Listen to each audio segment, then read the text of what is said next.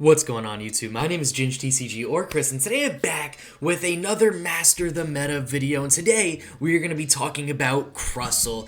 This single prize card has single-handedly dominated the format with the Mysterious Rock-In ability, where you prevent all damage done by attacks from your opponent's Pokemon EX to this Pokemon. So when you're playing Crustle, you have a bunch of matchups that are either auto wins or auto losses. In today's video, I'm not just going to be talking about Crustle and playing a couple matches. I'm going to be doing a super deep dive, making sure that I'm talking about the different options in the deck, all the different tech cards for it. We're going to be going through all of the top 15 most played decks in the past couple weeks. Be spending a little bit more time talking about the top 5 most popular decks and how Crustle takes those decks down, or, you know, if it's a rougher matchup, what you could do to get around it, different things to be mindful of. And then I'll be closing out with the master ranking, where I have 7 categories I have ranked this deck on to give it a solid overall rating, and we'll talk about the best level of play that you can have the most success with Crustle.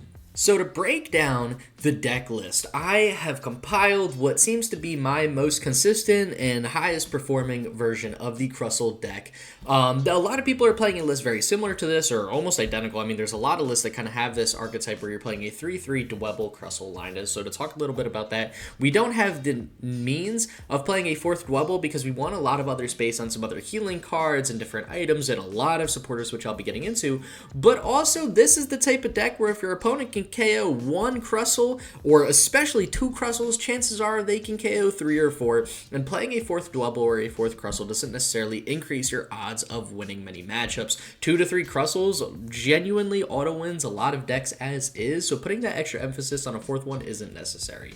I am rocking 3 Munkidoris, and I think a lot of other people are, because using Adrenabrain to counteract the few cards in many decks that actually can KO Crustle helps a ton. So when you're using Adrenabrain to take the damage off Crustle, you can put it on your opponent's Pokemon, and that also makes it easier for Superb Scissors, which only does 120 damage, to take bigger OHKOs.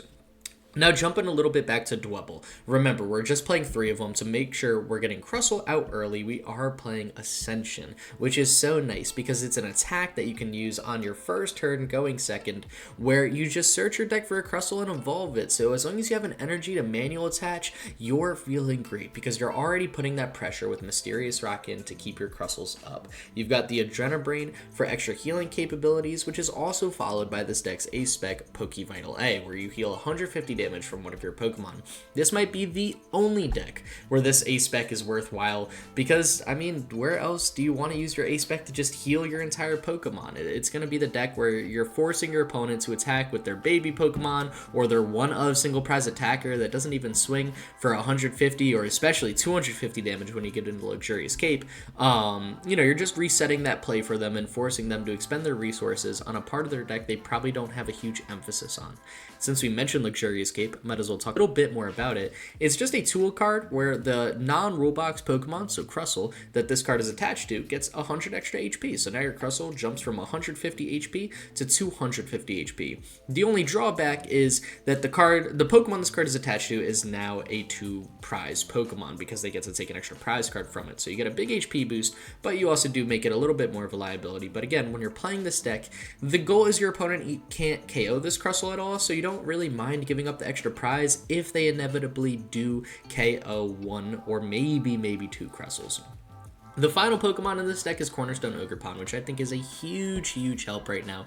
It really helps in different matchups like Grimmsnarl and especially Golden Go, and there's many rogue decks that run around, especially at the local level, that are ability dominated to keep up in pace with other decks. Biggest ones coming to mind that I've seen recently are Mamoswine and Espathra, you know, and different cards like that. So Cornerstone not only helps with some meta matchups, but it also helps deal with a lot of different rogue archetypes. And that is pretty much it for the Pokemon in this list. Again, I'll get into some tech cards and different variants that this deck plays, but I think this is the most effective one right now. So to talk about the rest of the deck, we are playing the world's highest supporter count in probably any deck right now that's relatively relevant. We're playing 4 Boss's Orders, 4 Crispin, 4 Arven, 3 Iono, 2 Colress's Tenacity, and 1 Lana's Aid. And in all honesty, I really don't think the supporter count in this deck should change much if you're thinking about building it or altering the list at all. I think there's other cards that are definitely way more cuttable than these supporters, and the reason being is because we don't have a draw engine. So not only are we playing a ton of supporters, but we're also dedicating 4 other slots in this deck to 4 Pokégear. And I think maybe one of those would be a little bit more cuttable if you're looking to play with the different energy counts or something like that. The reason we're playing so many supporters is really just to focus on consistency. I mean, we've got 4 copies of Boss's Orders, which is going to function as our gust for the deck to take down any potential threats that there are for Crustle. And then we've got a ton of consistency supporters represented by Arven, Crispin, Iono, and Colress's Tenacity. By playing Arven on the turn 1, you could get Buddy-Buddy Poffin to get some Dwebbles down, Vessel to get the energy needed, Turbo Energize to set up after you've evolved with Ascension, or Luxurious Cape to beef up your Crustles. Also, taking an energy switch to ping multiple Adrenabrains with just 1 dark energy is super helpful. By playing 4 copies of Crispin, we have accelerated this deck's energy acceleration to the maximum potential, which is huge because, again, we don't really have any support Pokemon that allow us to play faster. Our support Pokemon in the deck are going to be Munkidoris, which focus on the healing aspect of this deck. Colress's Tenacity is another way that we accelerate the energy by just making sure we're getting the right energy needed. Whether it's Reversal when we're down a prize card, Jet when we need a hard pivot, or Mist Energy, where we basically don't take any Phantom Dive damage counters, which is probably one of the biggest ways that card is useful, but in case you happen to run up against the Rogue Roaring Moon deck, a copy or 2 of Mist Energy on a Crustle can almost auto-win that matchup. But yeah, we got Lana's Aid, which is our only recovery card. I have seen some lists flirt around with the idea of Night Stretcher or Super Rod, which you can search out with Arven. But I think the biggest benefit to Lana's Aid is it just goes right to hand, and you get up to 3 in any combination of Pokemon or energy. So you could take a Dwebble Crustle Energy, you could take a Crustle 2 Energy, you could take a Dwebble if it got maybe sniped by a Wellspring Mask Ogerpon or something like that. So I think Lana's Aid is definitely a super efficient and a super effective supporter when it comes up. But of course, if you like playing more the item search, I would just maybe play either a 1/1 line of Rod Night Stretcher or double down with 2 Night Stretcher. Getting into more of the items for the deck, we are running, as I mentioned, a insanely high count of Pokégear because supporters are what carry this deck, and making sure we have the right supporter at the right time is absolutely essential. So we're definitely going to want to max out on the 4 Pokégear. If you wanted to cut one for maybe an extra energy, if you find that your energy counts feel a little off, I think that's fair. But I think in general, having the 4 Pokégear feels super nice. By playing 2 Buddy Poffin and 2 Nest Ball, we have created a scenario where if one is prized and we need to go Arven on our first turn going second, we're still okay because we could either go Buddy-Buddy Poffin for double Dwebble, or we can go Nest Ball for a Cornerstone Ogerpon if that's going to auto-win the matchup we're staring against. I think if you're looking to cut one of these Pokemon Search cards, I definitely recommend the Buddy-Buddy Poffin. Having the 2 Nest Balls is super nice because although you might not necessarily need it to get your Ogerpon after the first turn, I would say 9 times out of 10 you're going to need both of those to get your Munkidoris out of the deck because the chance of just top decking it is slim to none, and unless Artazon is in play, which we only play 1 copy of, it's not going to feel great either. Now, we talked about Poké Vital A, but Earthen Vessel is a card that I think is so crucial in this deck because many times you do honestly lead the Dwebble, and you'll use that first turn with Arven to go Vessel just to get the energy into your hand to go Ascension and create the scenario where they have to work around Mysterious Rock in while you set up the rest of your board. So I do think Vessel is a extremely important one-of in this deck. I don't, however, think you need to increase it to 2 copies because after your initial Vessel or maybe a mid-game Vessel when you absolutely need an energy in hand, you're pretty much going to be relying on Crispin for the rest of the game.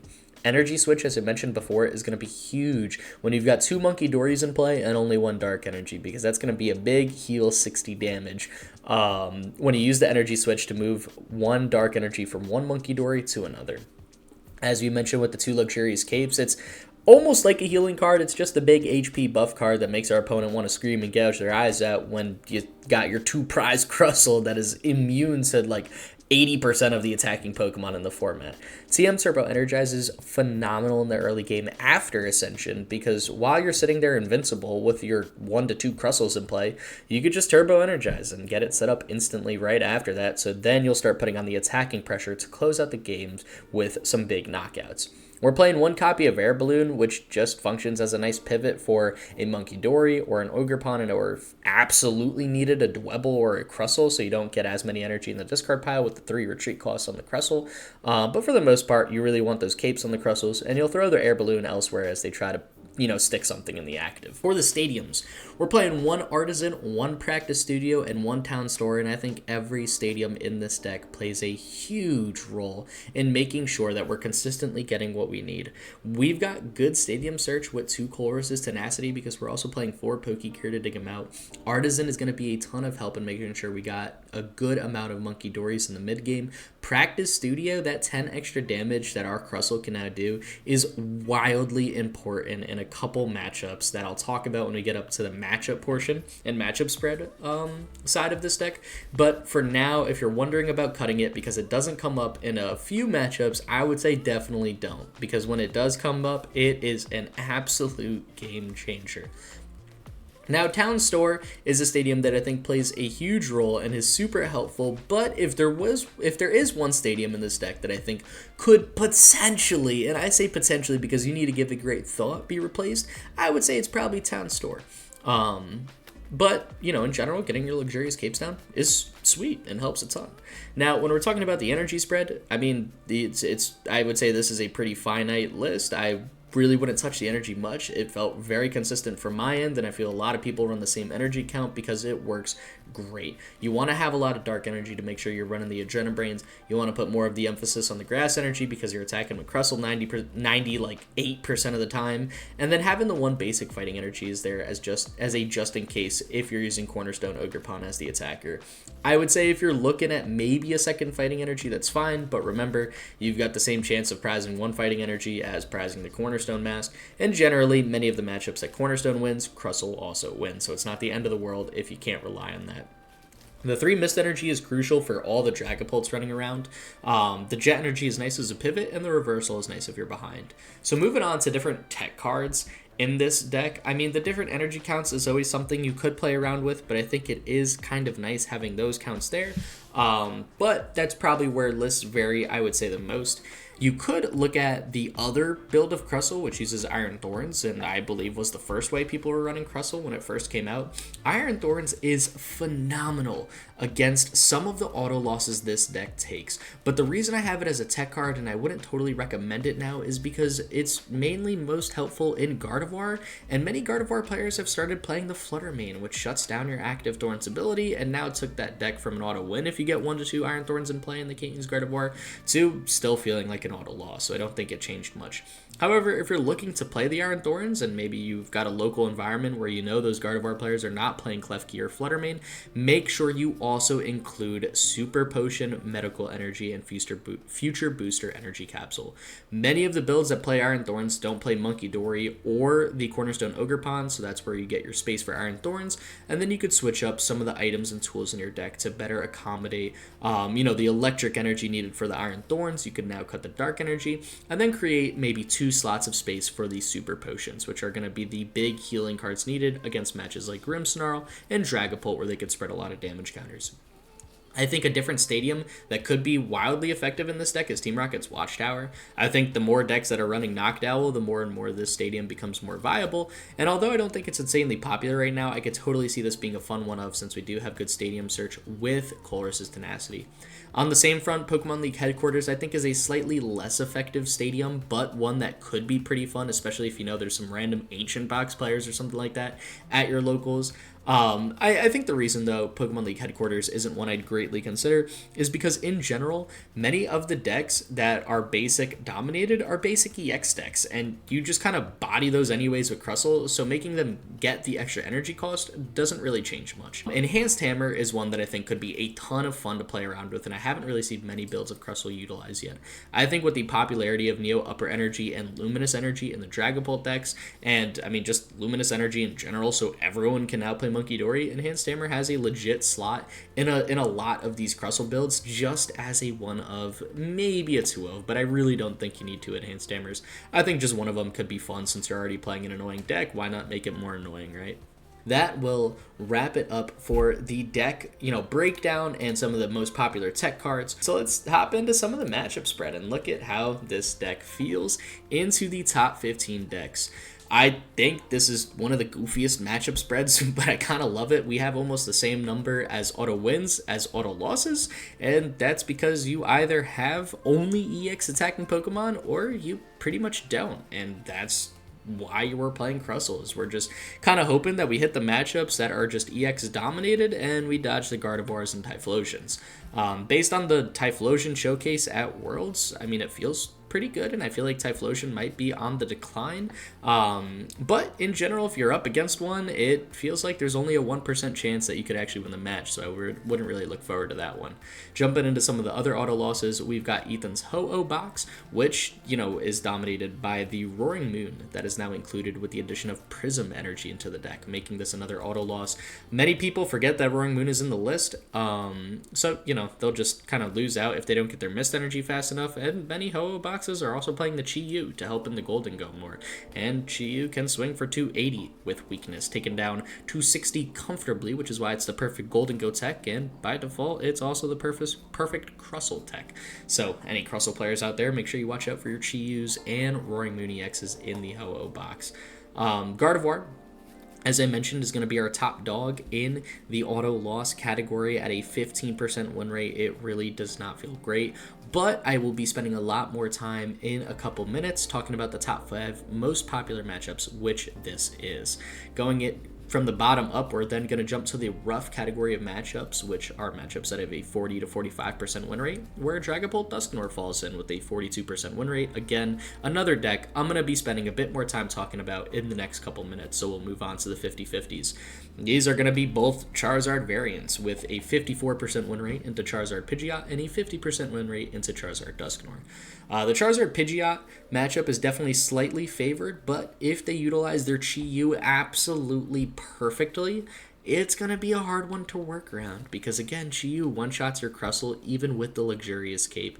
So, they could run through your attackers before you get the ball rolling, but to pull off Chi-Yu multiple times in succession is going to be a very, very difficult task to accomplish. I think this is going to be a matchup where you might even want to look into using the Cornerstone, maybe a little bit more than the Crustle, because Chi-Yu doesn't swing for weakness onto the Cornerstone, so that hopefully should buy you some time to take a KO or two with Ogerpon and swing the prize trade back in your favor. Charizard Dusknoir is going to be a little bit more difficult because they do have the one of Chi-Yu, and they also have the Dusknoirs. So now they could use Dusknoirs and Chi-Yus and the Charmanders and Charmeleons to get some good damage down on Crustle. So again, another matchup where using the Cornerstone is going to help a good bit, and I think kind of swing this a little bit in our favor. But in general, since they've got the added Dusknoir to the Chi-Yu threat, it becomes a little bit harder, knocking it back down to the 50-50. I think, though, this matchup is definitely winnable, and based on that deck also not having a draw engine and us having a little bit more of a supporter count to rely on, it's going to be more annoying for them to work around, and they're just going to kind of need the nuts every single time to pull it off. Now, as we get into the good matchups and where this deck kind of shines, we're looking at Charizard Dragapult with the 60% win rate, as well as Flareon Box with a 60% win rate for Crustle, Purepult, another 60% win rate, and Raging Bolt at 58%. So these are all, slightly above a good win rate, which is great. And, trending more towards the auto win category. And again, if you're wondering where I get this data from, it's going to be from Limitless as well as Trainer Hill. Talking a bit about the good matchups, many of these decks really don't have single prize attackers. Many Dragapult Charizard players opt to cut the Chi-Yu because you've got the Pull and Zard combo to take down other decks like Golden Go. And because they're not respecting the Chi-Yu, by default our Crustle feels a little bit better. In that matchup specifically, they do play a copy or two of Munkidori, so you do want to make sure you're taking down that attacker, as well as any Charmeleons that come into the field, because those are going to be the hardest hitting attackers that could cause the most problems. I don't think that's necessarily a hard thing for this deck to pull off, and it's going to be much harder for your opponent to recover and reset those up, so if you could take those down, you're feeling pretty good. When we're talking about Flareon Box, many people who play Flareon play a one of Wellspring Mask Ogerpon, and I think as long as you can dodge Torrential Pump and you could just get a Crustle or 2 down, you feel amazing. I mean, that deck is dominated by EX attackers, so it's really just the early game where we kind of struggle depending on our opening hand, and they excel at making sure they get that turn 2, or turn 1 even, so, you know, Sparkling Crystal down on the Ogerpon, Torrential Pump off the Crispin, and then they're good to go. So just be mindful of that. When we're talking about pure Dragapult, we're just going to put our entire emphasis on the Mist Energy and then tell our opponent that Dragloaks are not going to be able to take down our Crustles. Again, many of them are playing a couple copies of Munkidori, so you really want to just make sure you're taking those down, just like in Dragapult Charizard. Raging Bolt, I will be spending more time because that is the 3rd out of the top 5 most common decks that are being played, so I'll spend a little bit more time talking about some more tips into that matchup. So we will move on over to our auto win category, where we have matchups over a 65% win rate. In this category, we have Goldengo and Grimmsnarl rounding out the top 5 most common decks, but for the other 2, we got Enzoric and Joltik Box. Joltik Box is currently sitting at roughly a 65% win rate, which feels amazing, but we still have to worry because they have that amazing start. We know they are going to be playing insanely consistent and getting the Iron Hands down quick, so as long as you can make it past the first, like, you know, the first couple turns and get a Crustle in play, you'll feel great, because once you do that, there's just going to be a Galvantula to worry about, and that is totally something this deck can manage because we got Luxurious Cape, so not even Galvantula's 180 damage attack will be able to OHKO a Crustle, and we'll be able to take them out for OHKO in return. Enzoric is all the way up to an 80% win rate right now, and over the past 2 weeks, more specifically, a 90% win rate overall, being 6-0-1 from recent online and in-person tournaments, or in-person official tournaments, so really just Worlds. The 80% win rate comes because they're a Stage 2 grass weak deck. So you're just going to blow up their End's Pokemon in play. And, you know, their End's Darmanitan is being utilized. I mean, that's maybe the only thing to worry about, so you really want to just make sure you keep your basic energy, or just energy cards, period, out of the discard pile, because Darmanitan has that backdraft attack where they can swing based on how much energy is in your discard pile. So as long as you can limit that with, like, Lana's Aid, you'll be good to go. The bottom attack, I'm blanking on the name of it right now, but it will be popping up on screen, where they do 90 damage to your active and 90 to a bench Pokemon, is a little scary. But again, if you get Luxurious Cape down, it's not going to be swinging for KO. Even if they get the Defiance Band on it, they'd be doing 120 damage, 120 base damage, which is just 240. So again, missing the KO by 10 damage. So in this matchup, just make sure you don't play your practice studio and give them the reason to OHKO with Darmanitan, and you'll feel great. So now I want to spend a little bit more time talking about the top 5 matchups. Going from the worst to the best matchup, there's Gardevoir at a 15%. It's an auto loss, and there's really not much you could do about it. I mean, between the combo of Drifloon and Screamtails, it's going to kind of be a nightmare. They've got a phenomenal single prize attacking strategy that has won them Worlds, literally. You know, so it's going to be pretty hard to work around that one, but there is some hope if you could capitalize on Guardy's relatively slower starts and guts down the Ralts early. If you could target down the Ralts, there's going to be no way to power the Screamtails or the Drifloon, so that's going to be pretty much your only way out of that matchup. But, you know, once they get that Gardevoir EX up, it's pretty much game over for there, so it's looking a little grim.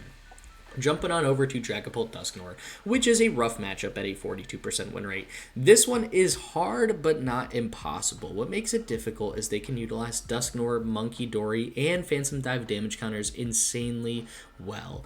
In doing so, they are legitimately able to take down some Crustles even when you get the Luxurious Cape down out of nowhere, and they might give you a bunch of prize cards from their Dusknoirs, but they're going to leave you with no attacking Pokemon in play and kind of run you over with the Phantom Dive after that. They still have Gust KOs on Munkidoris and Cornerstone Ogerpons if that happens to be in play, so, you know, the matchup does get kind of scary pretty quickly.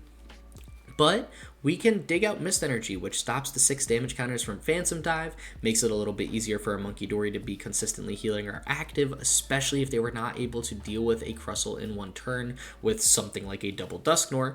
And then we could, swing that back in our favor. I think this is a matchup where you start to consider tech cards like Enhanced Hammer just to get rid of the Luminous Energies and the Neo Upper Energies that this deck totally could play. It's a rough matchup at 42%, but it's definitely not an auto loss. I mean, there's still a lot of different lines you can take as you target down the Dracloaks, but the most important Pokemon is going to be taking down the Munkidoris. You want to use your own Munkidoris very, very aggressively in this deck and target down any Dreepies just to swing those extra prize cards back, because in general you're swinging for 120, so you want to just find your boss's orders and blow up the Munkidoris with that. As we move on to Raging Bolt, which is a good matchup at 58%. It feels a little bit better, and this is where the practice studio becomes so important because of Baby Bolt. It's an 130 single prize attacker that can two-shot a Crustle with the bottom attack, or snipe Dwebbles and Munkidoris on the bench with the top attack. So by playing Practice Studio and bumping our damage up to 130, we are able to deal with the Baby Bolt before it could blow up our board. The reason why this is so important is because this deck's speed in the first 3 turns is insane, and not something Crustle can handle very well because we have a little bit of a slower start. If we don't, even if we pull off like an immediate ascension, they still have a bunch of single prize Pokemon to work around our first Crustle. So you want to make sure that in this matchup we establish 2 and maybe even 3 Crustles to really just drive home the point that they don't have enough single prize Pokemon to loop fast enough to deal with our deck. Again, cannot say this enough, do not cut Practice Studio because every Raging Bolt list that I've seen recently plays the Baby Bolt. Not all of them, sorry for the alarm, play the other Bolt. So, you want to, that totally threw me off. I'll be registering for Pittsburgh, so I set an alarm for myself. Or Pittsburgh, oh my gosh, Milwaukee, but you guys know what I mean. Yeah, be careful for Baby Bolt. Target their single prize attackers. That's going to be your way out in this matchup. Once you take those down, they don't have the Sadas to keep them going infinitely. You can do it with the power of Munkidori and Mysterious Rockin'. It's definitely manageable. When we get into Grimmsnarl, the matchup with the 70% win rate, you need to target the Munkidoris more than anything. I know we haven't talked about prize mapping much in this top 5, only because you just really need to focus on the Pokemon that cause the threats. And in this matchup, it's not the Grimmsnarls, and honestly, it's really not even the Frostlass, because it does give your Munkidoris something to work with. It's just their Munkidoris. Their Munkidoris are the reason that they could load up damage and go for a Devo play. So if you could target their Munkidoris early, or at least by the mid game, you create an environment where you're going to be blowing up their Grimmsnarl because it's a grass weak Pokemon, and you could easily one-shot their Frostlass at any point if it actually becomes an issue. This deck is going to rely on Munkidori more than anything, and many Grimmsnarlists have been playing a copy of Energy Switch as well, so be mindful that they can easily get, multiple energy in play down effectively with their Grimmsnarl ability, still pull off a 30 damage bench snipe attack on your own Munkidori, and they're going to be looking to target down yours as well. So this matchup really just does become a Munkidori war. We do have Luxurious Cape, which could beef up Crustle enough that making the Devo play is that much harder because our Dwebble is now at 170 HP, so some people forget that, when they use the TM Devo, you actually have more HP, which kind of becomes a problem, and if they go for Devo, well, they don't take the second prize card because it's KO'd from an effect of an attack and not the attack damage, so, they don't get the benefit of us playing Luxurious Cape. Now, Golden Go, the most popular deck in, the recent week or two. The deck everyone saw dominated Worlds in terms of play rate, not necessarily results, but still had an amazing showcase. We have a 75% win rate into, and this is because, we dominate their entire deck. They really don't play many single prizers at all. There are 2 to worry about. The single prize Golden Go can cause a little bit of problems, but it only does a lot of damage the second it's evolved, so, after that, they have to play their 1 copy of Turo it up, and then still miss the Oko on a Crustle with the Luxurious Cape. So you're feeling fine and got a lot of Munkidori damage to work with. Now, the Scizor is the single prize attacker in their deck that definitely is the thing to watch out for. And because of this, you really don't want to overload your board with abilities, especially if you're playing Cornerstone. They'll run through it pretty quick with Scizor, so you want to make sure that if you see the Scyther down, or just in general, until you know they're not playing the Scizor line at all, you want to just limit your board to maybe 1 Crustle and 2 Munkidoris, because that Scizor swings for 50 damage for each ability in play with a base 10 damage. So if you got a full board of Crustles and Munkidoris, I mean, they'll one-shot your Crustle, and you're not one-shotting them in return, especially with their grass resistance. So as long as you could work around that single copy of Scizor by limiting your own abilities, they're going to be swinging for, I don't know, maybe 100 damage, and then you're going to mitigate that a bit with Poké Vital A, and if you're playing the medical energies, the super potions, you know, that as well, but more importantly, your own Adrenabrains. So yeah, that matchup feels absolutely phenomenal, and that will wrap up our top 5 most popular decks being played, and really what you want to focus down while you're running Crustle. Without further ado, let's hop into the master ranking for this deck. We have a price, consistency, power, speed, versatility, base skill level, and matchup spread categories, our new 7 categories. When we're talking about price, it's really just how cost efficient is this deck, and I would say it's a perfect 10 out of 10. The most expensive card in this deck is legitimately Arven, which is $2 to $3 depending on the week. After the Arven, every single card is under $1, which is nuts. This deck has so many staples in terms of trainers too, so if you don't have 4 copies of Arven, you pretty much have to get them to play the game at this point, because like 70% of decks actually use 4 copies of Arven, so it's not even the worst investment in the world. And all the other cards, while some of them might be very Crustle specific, they don't really hurt the bank, so it is fine to just pretty much order this deck in in its entirety of 60 cards. The consistency of this deck is a 7 out of 10. While there is no draw engine, we're making up for it with an insanely high count of supporters and Pokégear. So in doing so, you can consistently get a Crustle up, and you either have an opponent who can work around a Crustle, or they can. And while you got the 1 Crustle up, that'll buy time for your second one, and then you'll Pokégear into your Crispins if you don't naturally have one, and then you'll get Iono'd into another energy to manual attach, and boom, you're ready to go, and you don't have to worry at all. But because of the lack of draw engine, the consistency really doesn't get higher than a 7 out of 10 in my opinion. The power level of this deck is going to be its lowest category at a 4 out of 10. I mean, we're swinging for 130 damage with Crustle, assuming Poké Studio is in play, and 140 damage is our maximum attack power with Cornerstone Ogerpon. The reason it's not lower is because we still do have 2-shot potential, especially with Munkidori. I'm in an Adrenabrain for 30 damage, followed by, twice, followed by a Crustle attack over the course of 2 turns. Could actually 2-shot a lot of Pokemon, so it's not awful. But what we're lacking in power, we make up for in our own defensive capabilities with Mysterious Rockin'. The speed of this deck is a 6 out of 10. It gets its own Crustle in play insanely fast with Ascension, but then you're still relying on getting a Crispin over the next turn or 2, as well as an Arven for Luxurious Cape. So it's not an insanely fast deck, but again, the defensive capability of it makes it feel phenomenal. The versatility of this deck and how well it could adapt to different metas is only a 6 out of 10. It adapts very well if Gardevoir stops playing Fluttermane and Klefki, and you could switch back to the Iron Thorns variant, but overall, Crustle doesn't have an insane amount of partners for it. I mean, there are some crazy people who play, the Yan Mega or Superior with the Crustle, but I feel like those lists oftentimes just play a 1-1 Crustle line and hope that singular Crustle auto wins, and I wouldn't say that's really a Crustle deck at this point. So when we're talking about a pure Crustle deck, there's really not much room that we've seen so far, or through my own experimentation of how to run the deck, so it is just sitting at a 6 out of 10. You either counter the meta because there's a ton of EXs, or you don't. I think with Megas coming out, there's going to be even more EX gameplay being seen, so maybe, this is not going to be a thing that hurts the deck, but actually something to look forward to, because all the hype is on the new 3-prize rulebox EXs. The base skill level of this deck is an 8 out of 10. It's a very easy deck to understand the concept of. Your opponent can either attack your Crustle or they can't.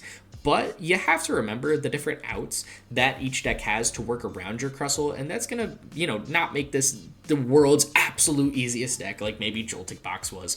You want to make sure that in the right matchups you're targeting the right thing. Although Grimmsnarl looks like the Pokemon you want to target because it's a 2-prize Pokemon that's weak to grass, it's really not the biggest threat. It's the Munkidoris, and it's small decisions like that that definitely separate the newer Crustle players from the more experienced Crustle players. But once you learn those few tips, many of which I have talked about over the course of this video, it definitely feels like a pretty solid list to play.